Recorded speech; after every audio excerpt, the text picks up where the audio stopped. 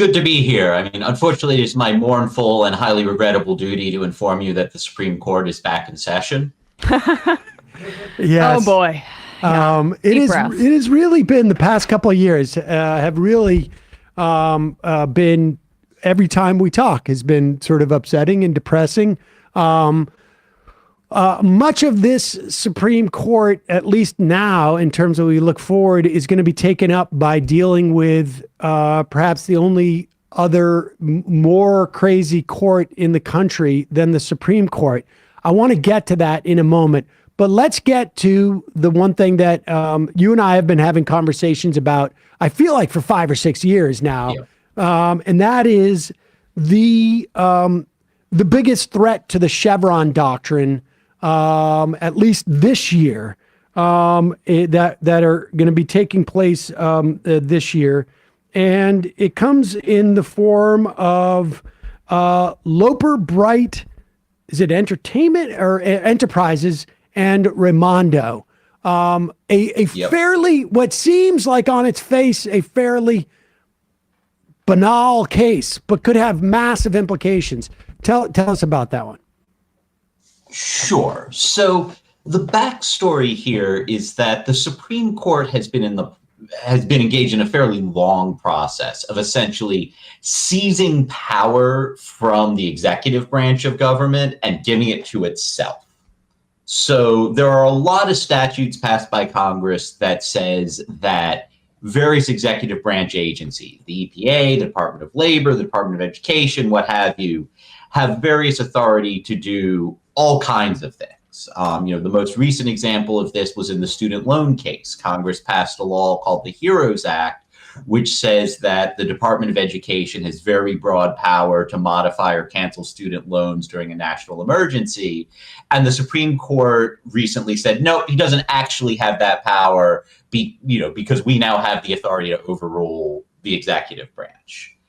What the court has relied on in its most recent past decisions overruling the executive branch is something called the Major Questions Doctrine, which, as the name implies, it suggests that when the executive branch does something really consequential, when a federal agency does something really big, like forgive a lot of student loans, then the courts can step in and they can veto whatever it is that this agency has done. What remains of the Chevron Doctrine. All right, wait, can we just stop at the Major Questions Doctrine for a moment, just to show the absurdity of this? This is something that no Supreme Court justice had uttered those words, I think, prior to the 21st century, right? I mean, it was just something that vaguely was sort of thrown offhand. I think it was it by Scalia at one point, or like 15 years ago? And we don't know what major means, right? There's no way, nobody can define major. It's one of those things the court has, like, we know it when we see it. Yeah. So the history here is in I believe the year 2000, the Supreme Court struck down the FDA's attempt to assert control over tobacco. And it's a very long opinion. So it's called FDA v. Brown and Williamson. The court gives many reasons why it concludes that Congress did not intend the FDA to be able to regulate tobacco. Many reasons. It's a pretty convincing opinion.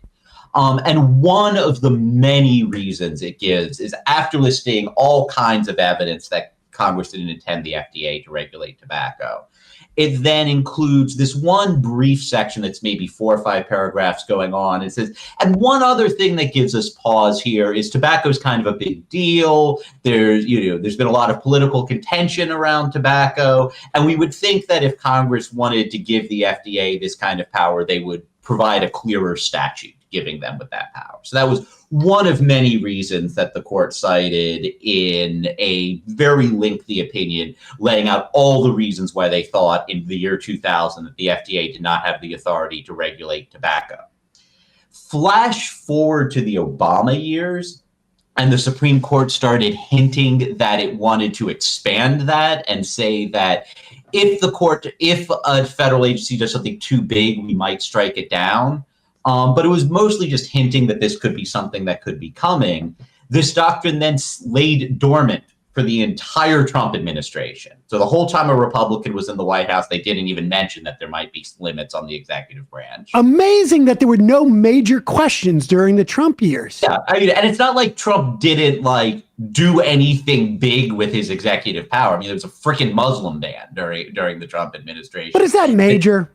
Yeah, well, according to the Supreme Court, no, because they didn't bring up the major questions doctrine. They know it when they see it. So major essentially it is dictated by the fact of how major is something that you're going to build that might threaten industry as opposed to breaking something down, because that's what the right does effectively, right? They're fine with taking major blows to the way that our federal agencies or operate. But if the federal agency tries to do something actively, proactively, that's when it's major, it seems. Yeah. So the language that the Supreme Court has used is that when something has vast economic or political, that's the phrase that is used, economic or political consequences, then they're more likely to step in and impose the major questions doctrine. That word political is really significant, because what it essentially means is if the Republican Party whines enough about something, this has huge political implications. Look at all the controversy that it has inspired, and therefore we have the right to veto it. And that's what they did in the student loans case. That's what they did in a case striking down something called the Clean Power Plan, which is an Obama era plan to fight climate change that they recently struck down. And so, like, the major questions doctrine, the way that it really functions is it's just if the Republican Party gets really upset about something, then the courts can step in and strike it down. So that has been what they've used to sort of around the edges of the Chevron doctrine. Right. But tell us what the Chevron doctrine is and how it's implicated in this case coming up. Yeah. So Chevron is a case from the mid-'80s, which said that when it's unclear if an agency has the power to do something that it wants to do, when the actual statute giving it the power to do something is ambiguous, then courts should generally defer to the agency's interpretation of that statute. And the reason why is twofold. One is that the agency knows more about the subject matters it regulates than the courts do, so it's more likely to get questions right when it's unclear what the law says. But the other reason why is that an agency is responsible to a democratically elected president. A court is not. And so it's more democratically legitimate to say, like, hey, let the agency what it's going to do. And if the people don't like it, they can replace the president in the new election. They can't replace the justices in the new election. So Chevron. So in other words, an example of that would be Congress has said to the EPA, we passed the Clean Air Act. If you find pollutants in there that are bad for human beings, to keeping them alive, you have the authority to take that out. You have the authority to regulate that. And at one point, the EPA finds that, like, hey, mercury is bad for human beings in this amount. We're going to say no more mercury can be burned into the air or dumped into the sea or whatever it is. And even though Congress never said mercury, right, they just said something vague. And then the court under Chevron would defer to the EPA. They know what they're doing. And if the American public has such a problem with so little mercury in the air, they can vote out the president at that time.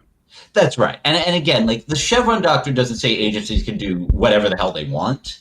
What it says is that if the statute is genuinely unclear, so like if we're imagining a hypothetical statute that said the EPA shall have the power to ban pollution that releases harmful substances, and it doesn't define the term harmful substances, then under Chevron, if the EPA determines that mercury is a harmful substance, then courts should generally defer to the EPA's determination there.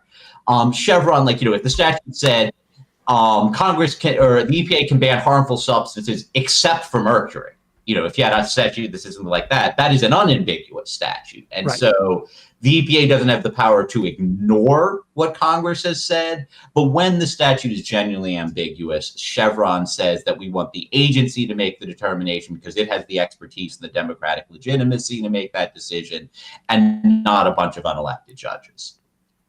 Fair enough. Okay. And so, Raimondo, why does this case, this case is one where the Chevron doctrine could be basically taken on, dead aim. They're taking dead aim at the Chevron doctrine. Yeah.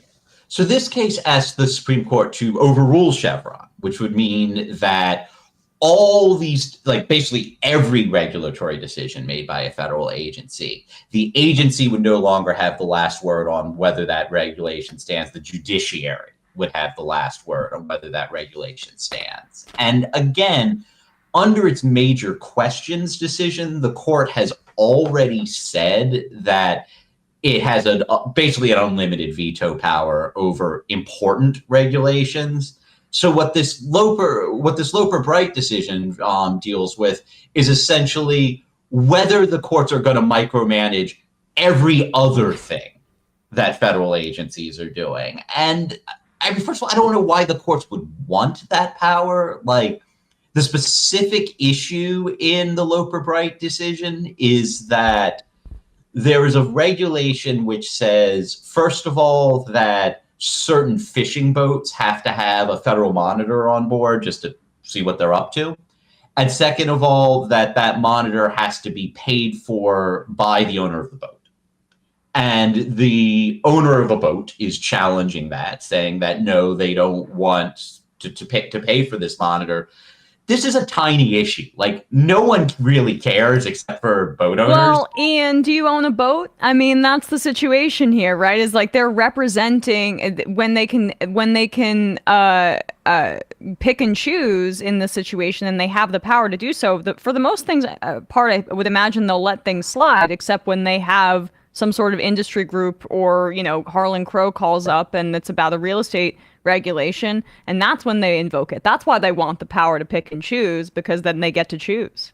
Yeah, I mean, that's the danger there, is that the court's just going to start imposing its own policy preferences and the Republican Party's policy preferences, because 6 of the justices are Republicans, on pretty much any regulation out there. Like, the reason why I describe this one regulation in this case is because it's so low stakes. I mean, like, if you want to do the economic analysis here, if the fishing company has to pay for the person on the boat, that doesn't actually cost that much money. They're just going to spread that around to their consumers, and you'll pay maybe a few pennies more for a piece of cod.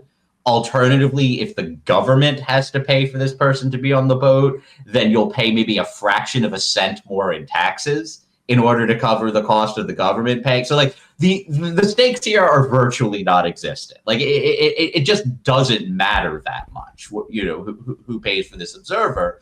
But in the aggregate, if the courts are suddenly second guessing every time the federal government makes a decision about anything, how much emissions can be reduced by nitrogen treating plants. What are the proper procedures for determining if someone is entitled to black lung benefits? What should be the rules governing safety rails at a particular factory? All of these tiny decisions that the government has to make that impact some people, but that don't have huge stakes. Who do you want deciding who decides what the safety rails look like at a factory? Do you want OSHA, an agency that actually knows a lot about safety rails at factories, to make that decision? Or do you want Neil Gorsuch to make that decision? That's what's at stake here. It also seems to me like, I mean, there are two things that occur to me. One, that for the most implications, Chevron has been essentially dismantled. I mean, for the big questions, like we've seen it in terms of like student loan, when you're talking, and we saw it with the Clean Water Act, and I think we're going to see it for other things come forward. Major questions doctrine is basically like this sort of like get out of jail free for people who are scofflaws or who and it just trumps everything. It's like a wild card that they can play at any time. The implications of this seem to me to be you would create just a tremendous amount of chaos, because every single person, I have a pest control business. the FDA says I can't use this thing, spray it around kids and animals. Well, I'm not doing that. The Chevron doctrine's gone or whatnot. And we would just get a ton of these things and things would go into chaos. But in terms of the major questions, that game seems to be over, more or less. Yeah, no, that's exactly right. Yeah, the major questions doctrine has essentially established that when the Republican Party feels very, very strongly about something that a government agency has done, then the Supreme Court can step in and veto this thing that the Republican Party doesn't like. And like, there's a lot of big, important things there. I mean, lots of your listeners probably are not getting their student loans canceled, are are out a whole lot of money because of the Supreme Court's major questions doctrine. They canceled out Obama's biggest plan to fight climate change, although actually the Clean Power Plan wouldn't have done much anyway. But at the time, we thought it was going to do a lot. The major questions doctrine, when there's something that the Republican Party really hates, the Supreme Court already has the power to veto it. The question here is everything else. And everything else is a big category. The Code of Federal Regulations is about 200 volumes long. There's just a lot of stuff in there. And again, the question is like, when you're dealing with something like, how much wastewater can be released by, or how much waste can be released by a nitrogen treatment plant? I don't know the answer to that. I'm a lawyer. Nothing I learned in law school taught me anything about, waste released by nitrogen treatment plants. Nothing that Neil Gorsuch learned in law school taught him anything about that either. He has no clue what the proper answer to that is. You know who does know the answer to that question? The EPA, because it's their job to know the answer to that question. And so, just think about 200 volumes worth of things that like well thought out experts have decided here's the best way to do things. And now we're just going to pick a bunch of rando lawyers with black robes and say they get to decide those instead. All right, I want to move on, but I just want to note one thing about the Chevron doctrine. My understanding is that case that forged the Chevron doctrine, Gorsuch's mom was the head of the EPA at that time. I think she'd had to resign by the time the case actually reached the Supreme Court.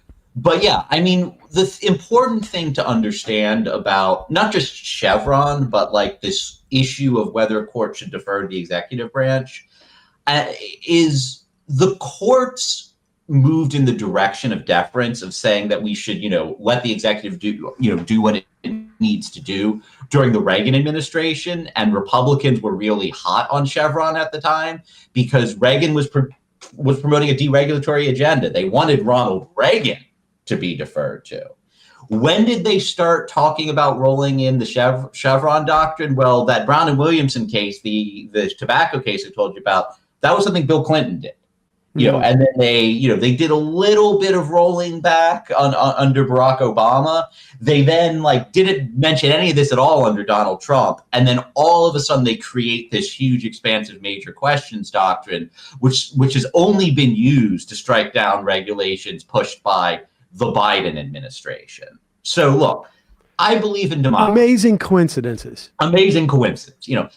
I believe in democracy. I believe that Ronald Reagan won 2 elections fair and square. And if the American people wanted Ronald Reagan's deregulatory agenda, then he should get to implement it.